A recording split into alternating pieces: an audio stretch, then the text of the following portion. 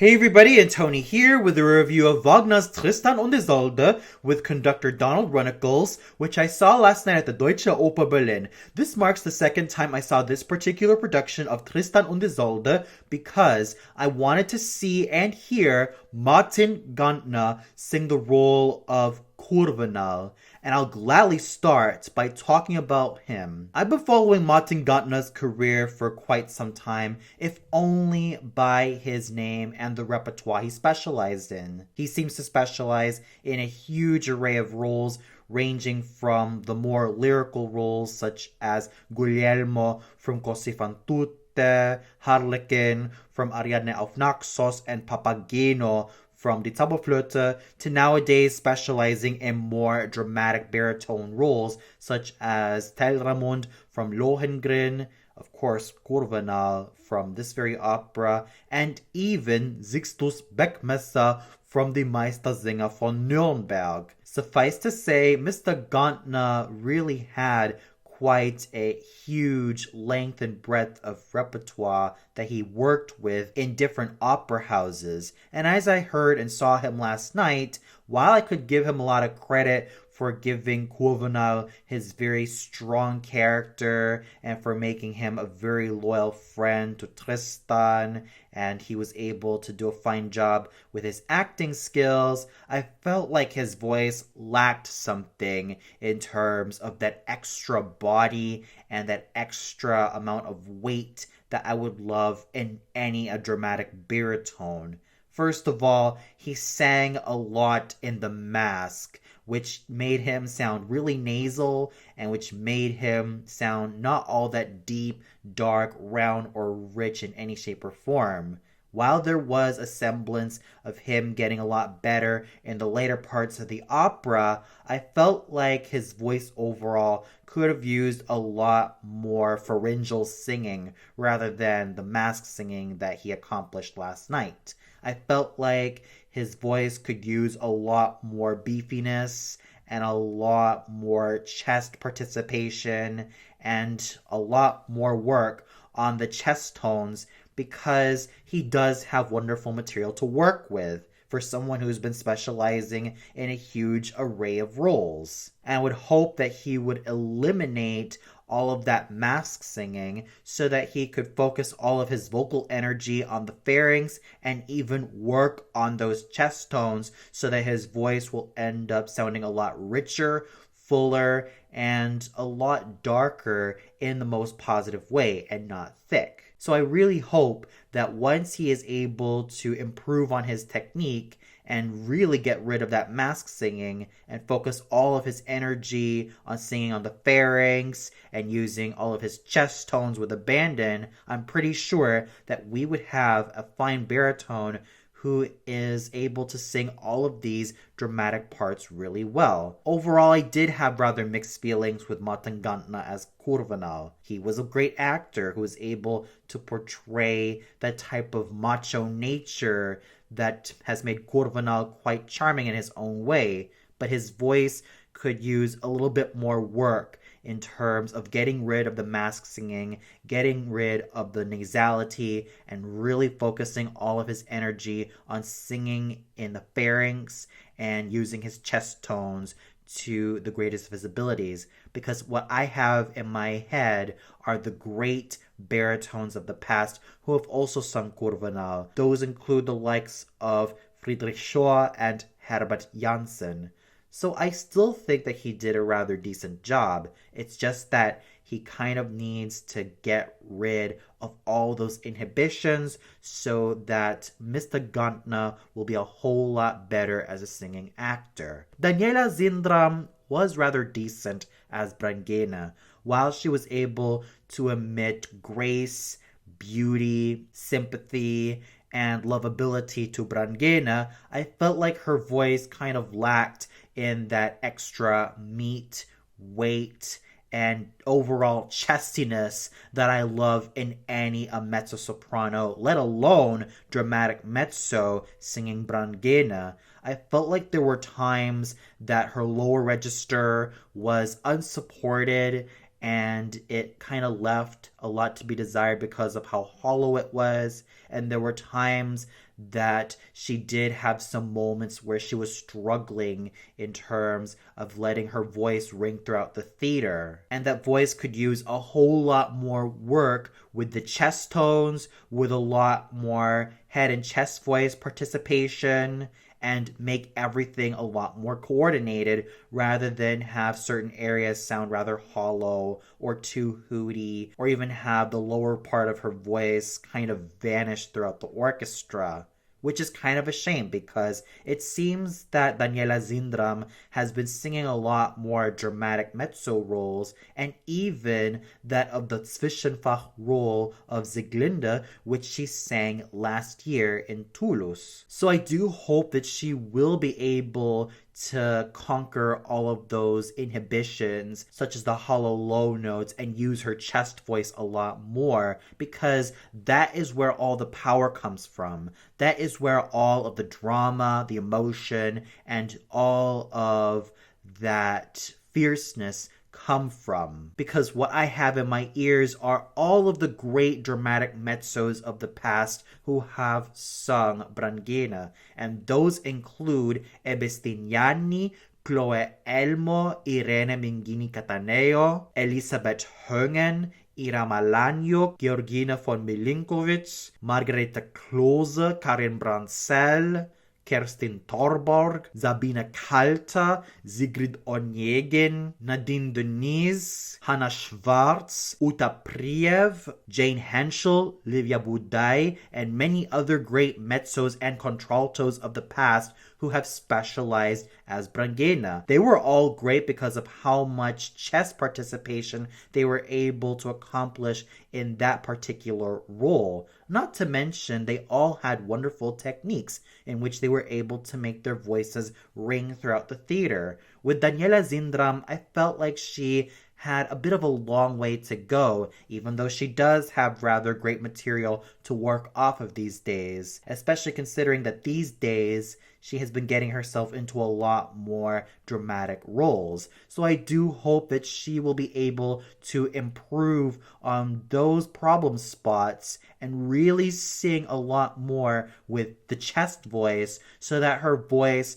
could be able to not only ring throughout the theater, but also develop in the right way. Stephen Gould has always been a strong, sturdy, and absolutely virile Tristan, both theatrically and at times vocally. Sure, there were times that I noticed a tremolo and a wobble here and there in his voice, but the fact that he was able to make his voice ride over the orchestra very well and let his voice project all throughout the theater was something that I had to give him mad props for. It was not an easy job, not only singing Tristan, but also embodying this role with the appropriate amount of virility, strength, and nobility that one needs in Tristan. And sure, I do have in my ears a lot of my favorite Tristans, such as Ramon Vinay, Wolfgang Wingassen, Hans Beira, John Vickers, and even the likes of Max Lorenz, Setz van Hoom, and Ludwig Suthaus. But I still have to give credit to Mr. Gould for doing a very fine job with a role that he has been portraying for many, many years. He was able to sell it as Tristan, even in spite certain troubles he had with his voice these days. He was still able to show as much endurance and as much stamina, both vocally and theatrically, to make this role come alive with flying colors. Nina Stemme has always been a singer I have a bit of a love-hate relationship with, especially considering how she is coined in as one of today's most well-known and most heralded dramatic soprano interpreters of roles such as not only Isolde, but also Brünnhilde, Elektra, The Dyer's Wife, Salome, and many other great roles for a dramatic soprano. As I stated before Nina Stemme got herself into all of these Wagnerian soprano roles, she used to be a sort of lyric and spinto soprano doing all of these lyrical roles such as Pamina, Agata, and eventually Aida. But these days, she seems to sing a lot more of these dramatic soprano parts. And while I could give her some credit for bringing in a lot of passion and a lot of fire into Isolde, there were times that I was not really crazy about her voice because of the wobble, the excessive vibrato, and the tremolo that have been permeating throughout her career. That doesn't mean that her voice did not have presence. In fact, it did have some presence in which it was able to project itself over the orchestra and over the theater.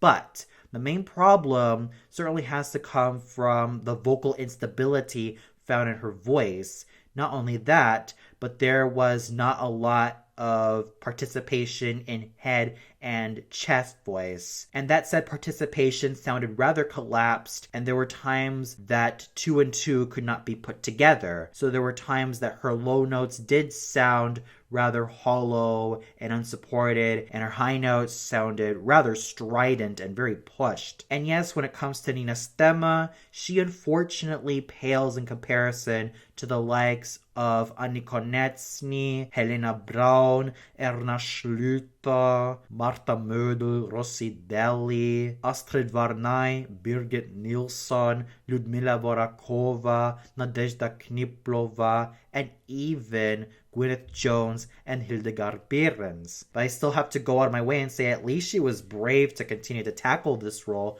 which is not an easy thing for her to do. Even in spite of all of the vocal flaws that I managed to hear in Nina Stemma, what with her excessive vibrato, her wobbles, and her tremolo, and even the stridency in her high notes, and the unsupported lower register, I at least still have to give her some credit for her courage and her determination to take on this role. And not only that, she was rather dedicated and hardworking as a singing actress. And not only that, at least I could see that she did manage to work hard and was rather determined to take on the role of Isolde, which she has been singing for many years now. So even though I am not really a huge fan of Nina Stemma as Isolde, let alone the dramatic soprano roles that she's been specializing in these days, I still have to give her some credit for how much hard work and how much she was able to invest in this said character. Ante Yerkunitsa was an overall solid King Marka. There were times that unfortunately his high notes sounded strangled, and there were times that the participation that he had in the higher and the lower register was kind of broken, even though he does show a lot of fine tunes to be found in the lower register, but nevertheless, he was able to embody this role with a fair amount of dignity, masculinity, and a lot of virile charm, which made him rather okay in this role. If you want any of my ideal voices for King Marke, I can never go wrong with the likes of Gottlob Frick, Herbert Alsen, Kurt Böhme, Josef Greindl, Giulio Neri, and many other great basso profondos of the past who have specialized in this role. With Ante Yerkunitsa, even in spite of certain problems that he had with his voice, he was still able to make quite a striking impression as King Marke, a role that he also has been specializing for quite some time. Jörg Schörner was in fine shape as Melot, and even though his voice isn't really my ideal sound for Melot, as I would rather prefer a spinto / dramatic tenor taking on Melot, a la voices such as Gunther Treptow, Hasso Erschert, Hermann Esser, Heribert Steinbach, Fritz Uhl, Paul Elming, and many other great dramatic tenors, let alone Helden tenors, singing this role, I still have to give Mr. Schörner a lot of credit for how he was able to embody Melot. He did not embody him as a sort of snake-like, despicable character, but someone who was kind of torn between the duties that he has to his king and the friendship he has established with Kurwenal and Tristan, thus making him rather interesting, if not tragic, as a character. So I still have to give Jörg Schörner a fair amount of kudos for the hard work, the diligence, and the overall dedication he managed to pull off with this said thankless character. There was even some equally fine singing to be found in Byung-gil Kim's masculine, handsome, and absolutely virile helmsman, Matthew Newland's gorgeously sung and absolutely graceful sailor, and Pétamouse's finely tuned shepherd, whose voice continues to show a fair amount of sheen and beauty. So overall, I had some extremely mixed feelings when it comes to the singing. There was some really good singing to be found in the smaller parts, and there was some rather good singing to be found mainly in Stephen Gould's Tristan, but there were other times that in terms of the other singers, such as Martin Gantner, Daniela Zindram, Nina Stemme, and even to some extent Ante Yerkunitsa, there were times that I felt like their voices left a lot to be desired. And I'm pretty sure that with further vocal development and ensuring that their voices do not go in the road to perdition, I'm pretty sure that they will be able to find themselves doing a lot better in the near future. So, as I stated before, a bit of a mixed bag when it comes to the singing, but nonetheless, I could still see the team spirit and the overall dedication all of these singers had when it came to pulling everything together to make a fine collaborative effort. And the conducting done by Donald Runnicles was, as you expected, really well done. Coming from someone who specialized a lot in Wagner and a lot of the Germanic operas, he was able to do a very great job leading the orchestra and ensuring that everyone went together. And of course,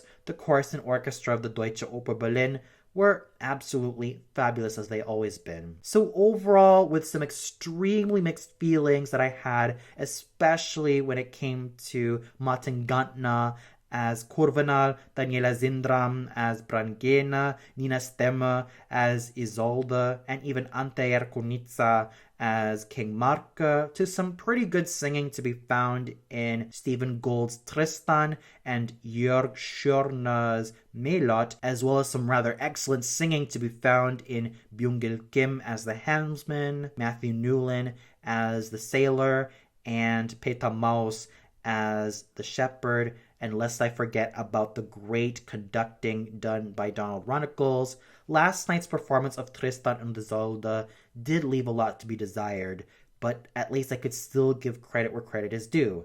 Everyone managed to muck it in and use their collaborative efforts rather well to make something out of these characters and to make something out of this particular opera. And for those of you who saw this particular production of Wagner's Tristan und Isolde at the Deutsche Oper Berlin, what'd you think of it? Did you feel that Stephen Gould and Jörg Schörner were the absolute standouts as Tristan and Melot respectively? Did you feel that Martin Gantner at least did a serviceable job as Kurwenal, even in spite of those said vocal flaws? Or did you feel like the singing was not really up to par? Comment below and let me know. Well, that's all for now. Be sure to tune in for another review. So until then, have a great day, everybody, and happy holidays.